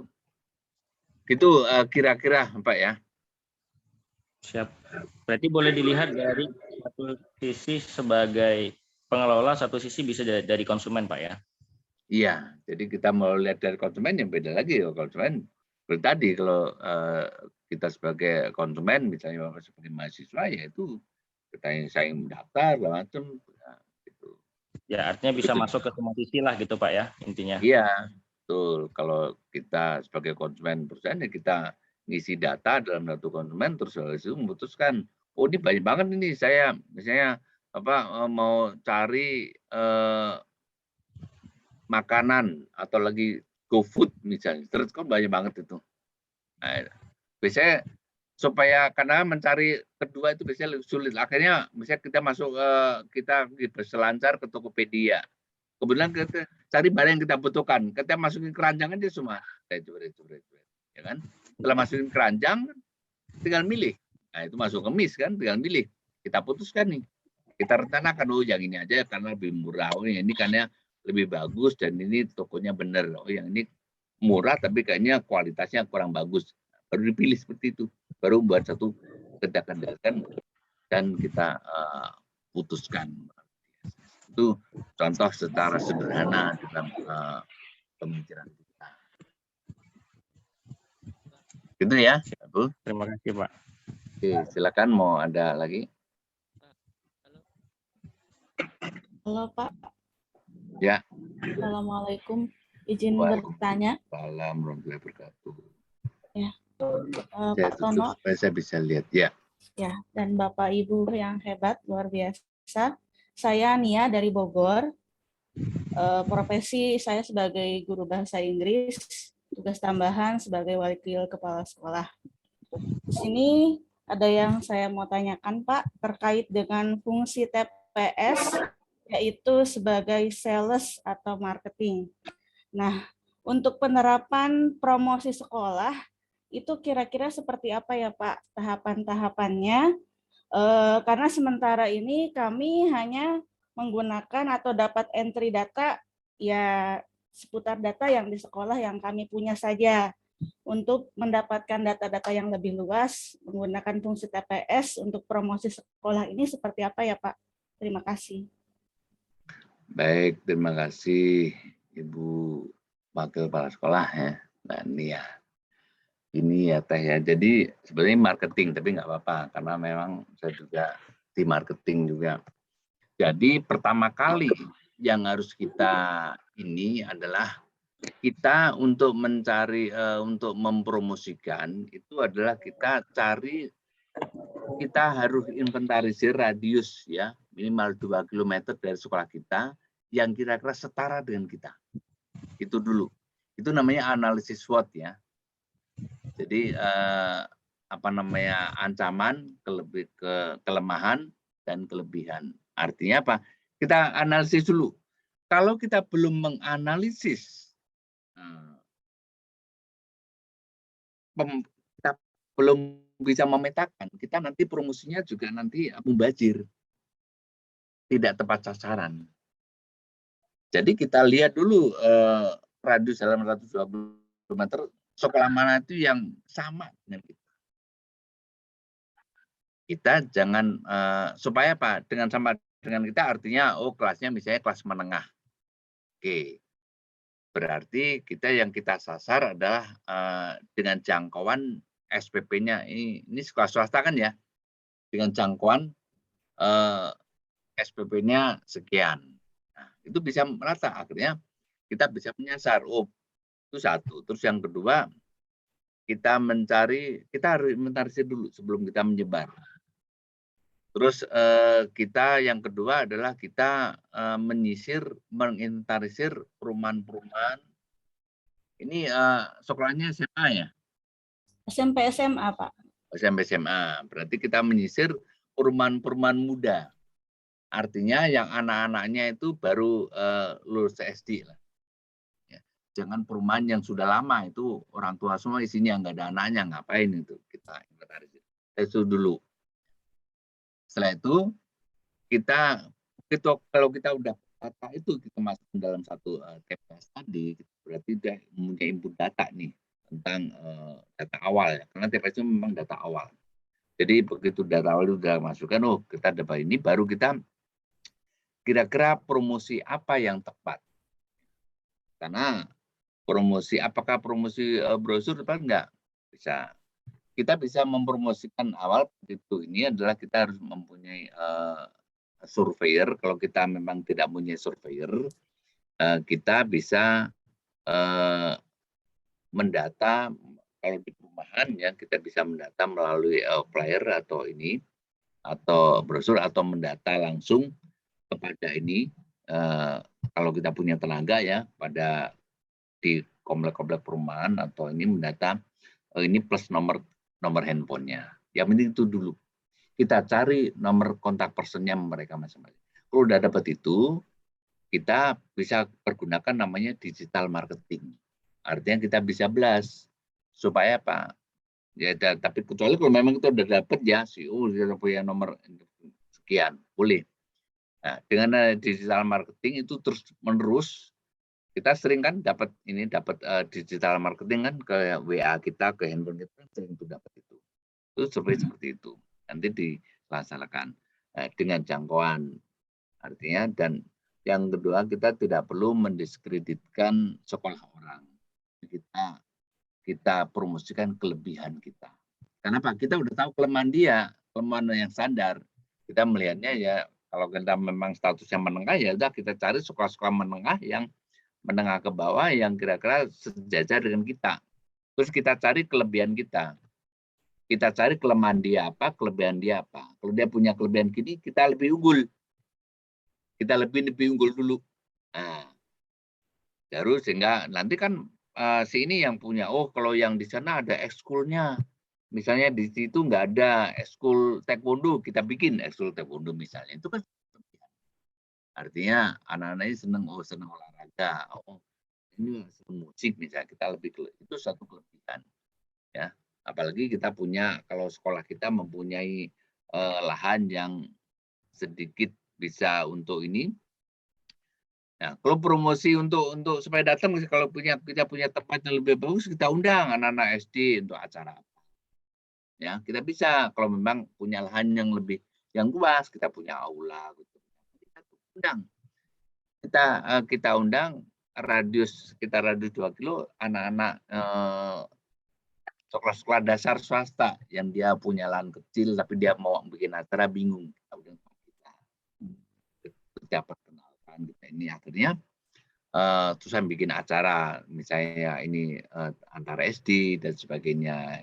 Itu adalah salah satu terobosan untuk melihat misalnya itu anak SD kita bikin acara apa misalnya sekarang nih Ramadan lomba ini fashion show Islami misalnya, terus bikin model Islam modeling gitu ya, dan nanti hadiahnya apa, bikin aja vouchernya apa, vouchernya adalah diskon biaya SMP atau pendaftaran gratis kalau apabila masuk di SMP sini. Begitu anak SMP ada fashion juga kita buat, akan mendapatkan ini gratis apabila masuk SMA ini. Itu salah satu terobosan. Jadi kita mapping dulu. Intinya pertama kita mapping dulu. Ya kalau kita nggak tahu petanya, main jebar aja, nggak dibolos sebenarnya mau bajir nanti. Baru suruh habis nanti kita kan mahal, apalagi kalau digital marketing kalau bisa lakukan.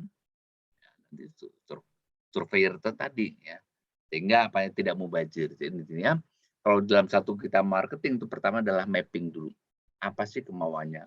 Sama dengan kita mau jual barang, jangkauan daya beli masyarakat sini itu berapa sih? Sama dengan pendidikan kan, banyak yang kalau memang jangkauan pendidikan sini tinggi ya kita bikin tinggi. Kenapa? Orang-orang yang berduit itu dia mau menyolokkan anaknya dengan mahal, itu dia berani. Karena apa? Pasti, oh ini mahal, pasti berkualitas. Nah, kan gitu image-nya orang berduit ya. Tapi kalau murah banget nih, saya nggak yakin nih jangan-jangan dia banyak nggak belajarnya nih, nah, karena terlalu murah. Kalau orang yang berduit itu selalu dia itu akan levelnya akan kita grade-nya lebih tinggi, tapi juga kita imbangin dengan kemampuan kita dengan juga harus lebih tinggi ya ilmunya, selama itu guru-gurunya berkualitas kita seperti itu. Jadi kalau memang di sekitar kita itu kompleknya orang yang menengah ke atas, sekalian aja tinggi kayaknya, tapi gurunya berkualitas itu lebih laku daripada kita tanggung. Nanti kalau tanggung dia yang orang yang nggak berduit nggak mau sekolah ini, takut dikira biaya mahal, mereka yang punya duit enggan menyekolahkan kita karena mereka mengira kita sekolah murahan. Itu ya, kita mapping dulu ya, Bu Nia ya. Terima kasih Pak Tono. Namun di sini kami setelah mengalami pandemi, nah itu Pak, karena mungkin SPP-nya mungkin menengah ke atas, jadi kami mengalami penurunan seperti itu. Karena efek pandemi ini untuk jumlah siswa yang masuk, seperti itu yang kami alami sih Pak. Betul. Terima kasih. Ya, terima kasih, betul. Kalau kita menengah ke atas, kenapa? Mereka pikirnya, udah ngapain sekolah yang mahal, yang murah aja kan toh belajar di rumah juga. Iya itu dia. Sama aja di rumah juga. Tapi kan ini kan sudah mulai menurun ya, udah Iya. mulai endemi itu biasa. Sekarang alhamdulillah sudah lebih baik. Betul. Terima Nah, kasih tapi Pak Tono. oke. Ya, mudah-mudahan lebih lancar lagi sekolahnya di Amin. Bogor. Amin. Nama sekolahnya apa? Yayasan Logos Indonesia, Pak. SMP SMA Logos Indonesia. Oh, Logos. Daerah Itu memang Bojonggede. Logos itu memang itu biasanya yang ini apa namanya ininya cari pangsa pasarnya harus menengah ke atas. Komplek-kompleknya bagus ya situ. Iya, banyak juga sih Pak komplek di sini. Iya, karena menengah ke atas tuh kalau Logosnya. Baik, terima kasih. Mungkin yang lainnya ada? Mohon izin Pak.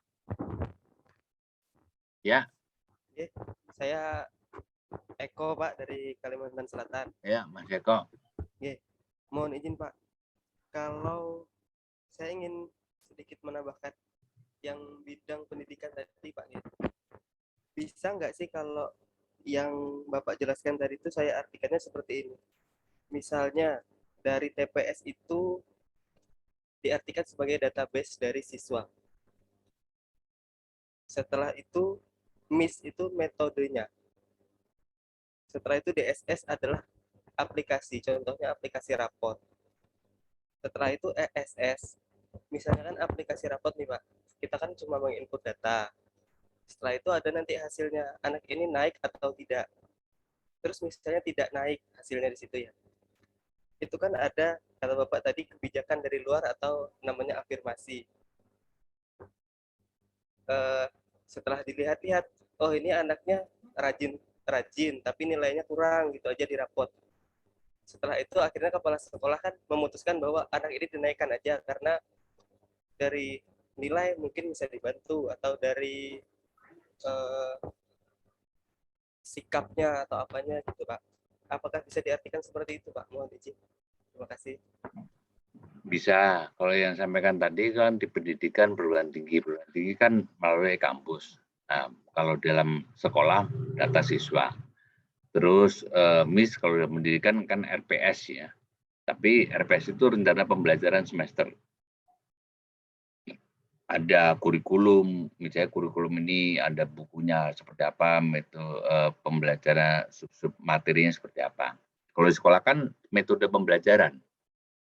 Nah, sama kan, artinya metode pembelajaran. Baru nanti dalam ini adalah penilaiannya. Saya penilaiannya kalau dalam pendidikan. Dalam penilaian, kalau dalam si apa namanya di pendidikan tinggi adalah namanya kartu hasil studi. Nah, inputan dari luar adalah bagaimana lingkungannya. Jadi saya itu kebijakan sekolah. Oh, si ini kadang-kadang gini, di dalam satu sekolah saya memberikan satu himbauan kalau dalam pendidikan tinggi dan misalnya kita menghadapi mahasiswa. Saya pernah ada suatu seminar dalam suatu pendidikan bahwa kadang-kadang katanya ujian nasional itu sebagai tolak ukur keberhasilan siswa. Saya bilang tidak. Saya pernah di dalam seminar saya mengatakan tidak. Kenapa? Keberhasilan siswa tidak bisa diukur pada saat dia ujian, karena ujian nasional, ujian sepihak, hanya 1 minggu ya, 1 atau 2 minggu.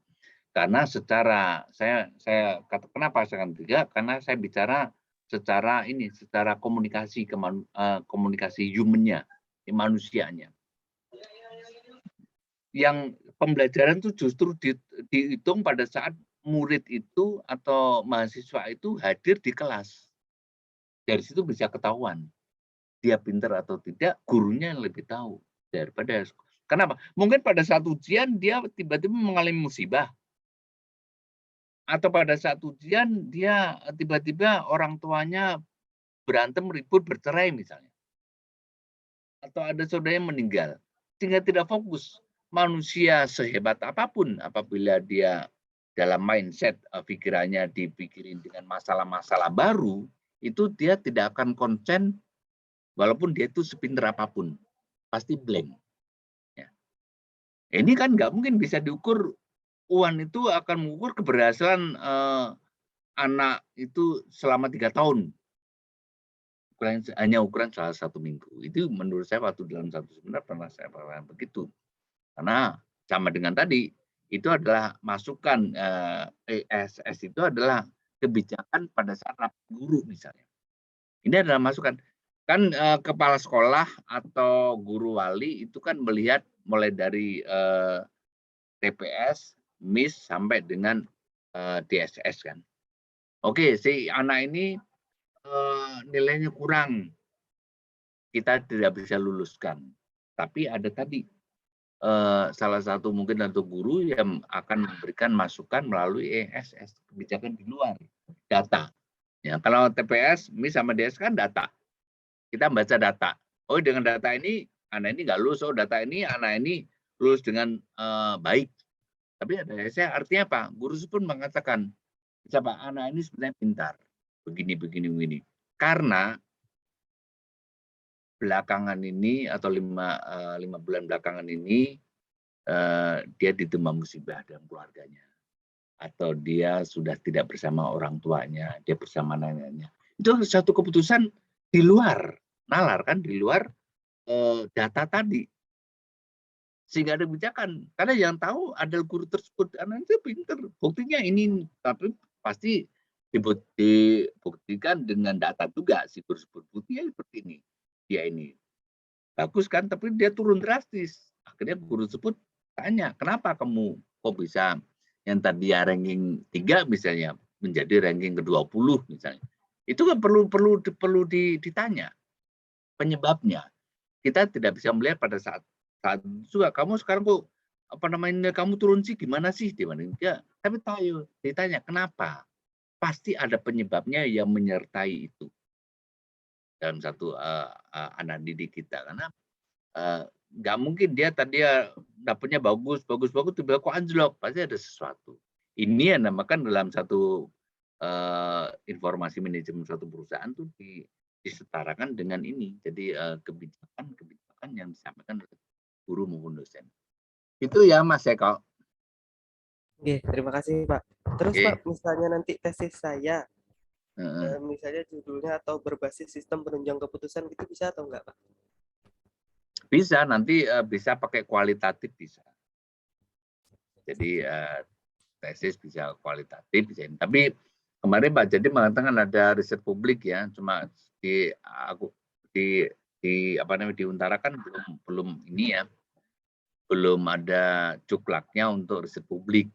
Yang ada baru kualitatif maupun kuantitatif. Tapi nanti kalau memang ada, nanti saya akan komunikasikan dengan Pak Ahmad Mulyana mengenai riset publik.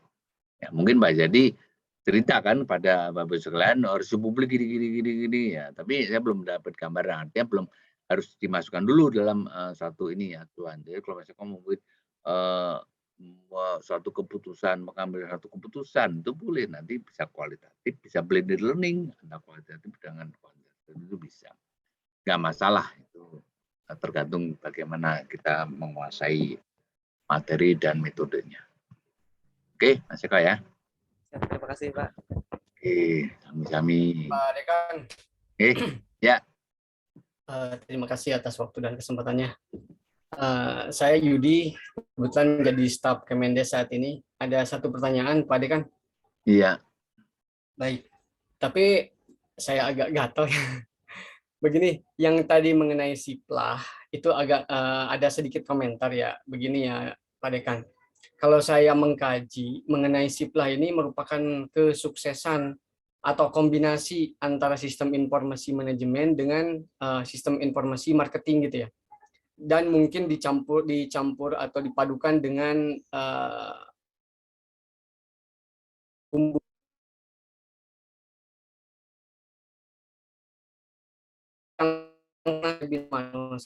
ketika saya jadi pemenang atau pelaksana teknis, tapi belanjanya harus dari sini.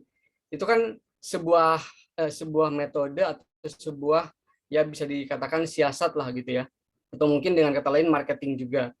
Nah, adanya siplah ini sebetulnya ini merupakan kalau kacamata saya ya kesuksesan atas monopoli ekonomi Pak Dekan.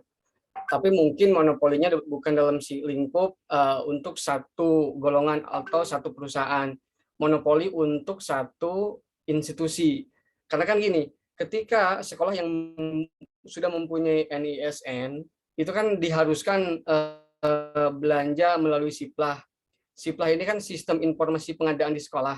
Nah, pengadaan yang berhubungan dengan daya dukung, sarana prasarana, pembelajaran di sekolah kan di SIPLAH sudah terdaftar tuh toko-toko atau perusahaan-perusahaan yang menyediakan produk tersebut.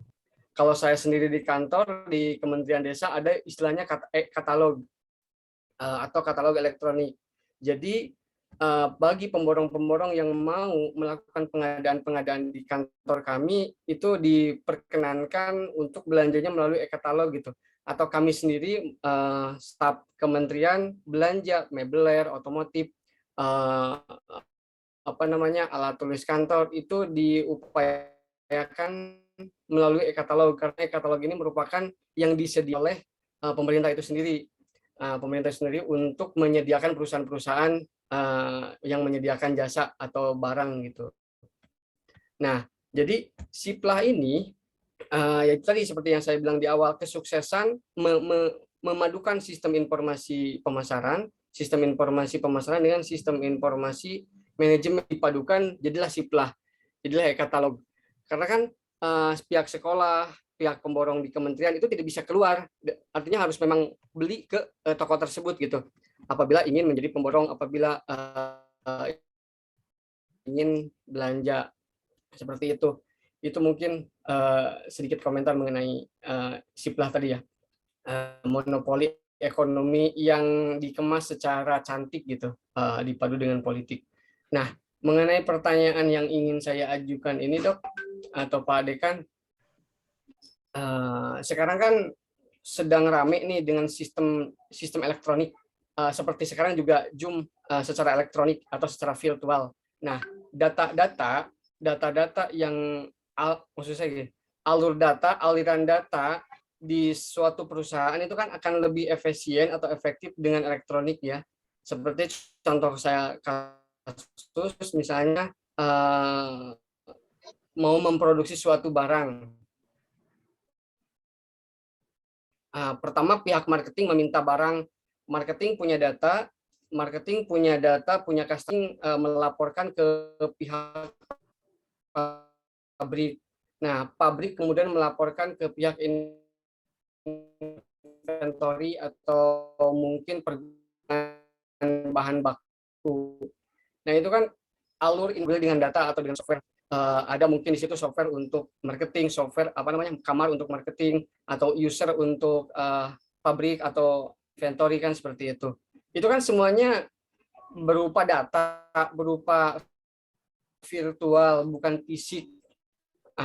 Maksud saya untuk validasi secara keabsahan cukup dengan data seperti itu saja, Pak Dekan. Atau memang perlu juga berkas fisiknya yang ada kertasnya, yang bisa dilihat, yang bisa diraba. Ini berhubungan dengan validasi hukum gitu atau legalitas. Itu mohon komentarnya. Gitu, Pak Dekan. Terima kasih. Terima kasih Pak Yudi dari Kemendes, ya, Kementerian Desa. Kalau SIPLAH memang saya juga baru tahu ini di pendidikan ada namanya SIPLAH. Kalau saya tahunya memang kalau di pemerintahan tuh ya di LKPP, ya, Lembaga Kebijakan Pengadaan Barang, itu sekarang kan Presiden meluncurkan namanya AMEL ya. Jadi aplikasi monitoring evaluasi lokal. Ini tahu saya itu juga memberi barangnya ada di situ semua. Jadi nggak boleh memberi barang impor misalnya. Harus nggak boleh membeli barang luar negeri, membeli barang lokal. Itu bagus juga sih Presiden untuk menghidupkan UMKM yang ada di Indonesia. Itu lebih bagus juga. Jadi ketahuan. Misalnya kemarin kan banyak seperti di rumah sakit di Kementerian Kesehatan membeli tempat tidur aja, tempat tidur ekspor, ya, tempat tidur impor, ya, tempat tidur dari luar. Padahal lokal sendiri juga isi lokalnya. Oke. Nah, ini menyisa waktu 5 menit. Jadi ini artinya. Terus yang kedua tadi Pak Yudi bilang mengenai ini ya, mengenai apa namanya? Bagaimana? Apakah perlu data aja? Ya, pertama adalah data, tapi eviden itu penting. Karena eviden itu diperlukan apabila ada verifikasi atau pemeriksaan. Tapi dari awal memang harus hanya data aja, ya. Seperti kami di kampus ini melalui tapi evidennya ada. Jadi berkas-berkas, misalnya Bapak masuk di Untara kan harus ada berkas secara fisiknya.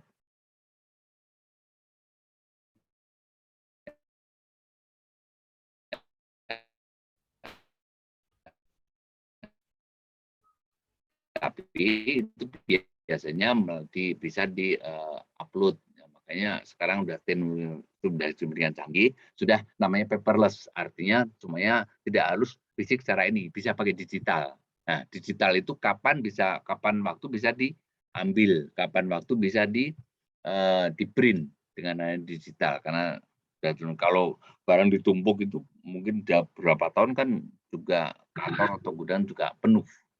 Sehingga data eviden atau data fisik itu memang masih harus, walaupun sudah ada teknologi sudah dengan canggih. Cuma data eviden itu bisa disimpan melalui digital. Jadi pada saat nanti manggil, tinggal panggil filenya. File saya minta nomor surat tentang pengadaan barang tanggal sekian. Tinggal ketik aja nomor file muncul. Itu udah kan scanan itu kan pasti ada aslinya. Nah, nggak bisa direkayasa karena scanan kan pasti ada aslinya. Jadi itu yang bisa mewakili. Artinya untuk mewakili data fisik itu selain dari TPS itu kan hanya input data secara online aja. Gitu Pak Yudi ya. Validasi fisik tetap diperlukan juga ya Pak ya. Tetap perlu pada saat verifikasi Pak. Nanti pada verifikasi tanya, ini ada data sekian ini mana buktinya kan begitu. Itu hanya pembuktian aja.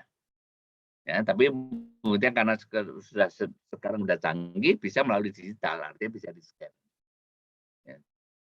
Soalnya kalau nyari di gudang dengan tumpukan udah sekian tahun yang lalu, misalnya kan KPK datang nih, ngecek ini, udah 6 tahun 7 tahun lalu, lihat di gudang kan pusing juga.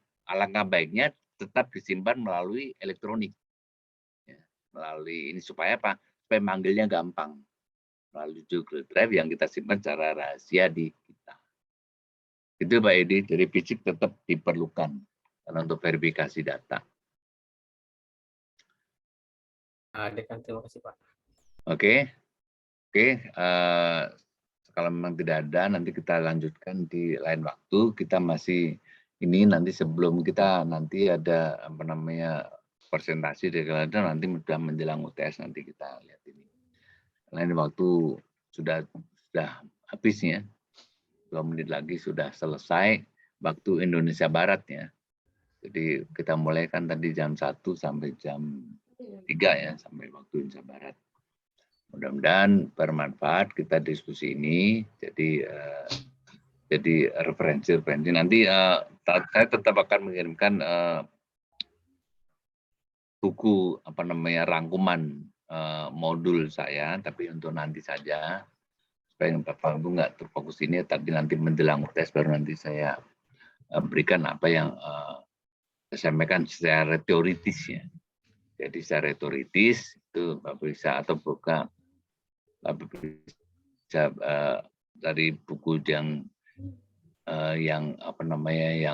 dari yang lain juga bisa. Ya, banyak itu buku melalui seperti dari buku dari ini juga itu dari Sarwani itu juga bisa ya. Atau dari bukunya ini untuk informasi sistem informasi manajemen dari Dr. Hadi itu juga bisa. Itu banyak buku-buku tentang sistem informasi manajemen yang bisa dimanfaatkan. Baik, saya rasa cukup sekian. Terima kasih atas perhatiannya. Selamat siang. Dan saya akhiri, mohon maaf apabila ada kesalahan, mohon maaf ya. Kita diskusi ini, mudah-mudahan untuk minggu depan kita bisa berdiskusi lagi. Terima kasih Bapak Ibu sekalian. Assalamualaikum warahmatullahi wabarakatuh. Waalaikumsalam warahmatullahi wabarakatuh. Waalaikumsalam warahmatullahi wabarakatuh. Waalaikumsalam warahmatullahi wabarakatuh. Waalaikumsalam ya Pak Dekan. Oke. warahmatullahi wabarakatuh. Kesalahannya Pak Dekan. Absen belum, absen. Maaf lahir batin.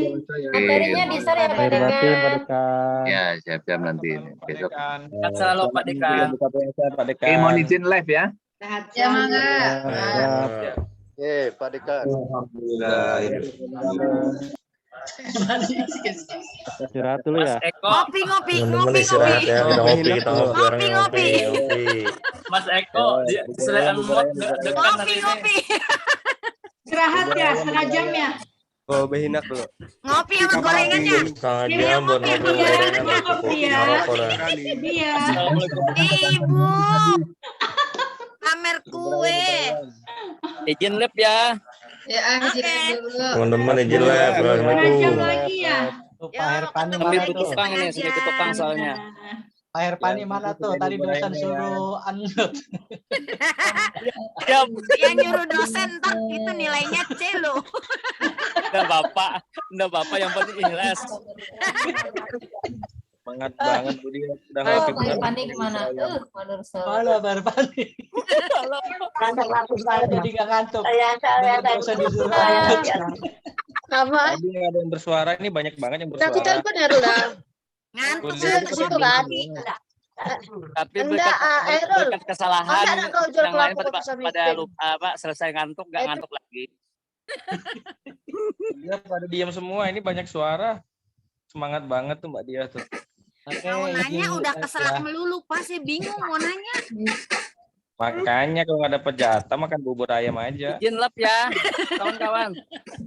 Assalamualaikum warahmatullahi wabarakatuh. Dulu ya, live dulu. Nah, hati-hati di jalan ya. Kalau dosen di mute, udah kita makan jadinya. Ya kita yang ngobrol. Jadinya dosen yang menonton kita ngobrol. Asik. Live ya. Lantang banget ya. Itu Pak Tono di mute.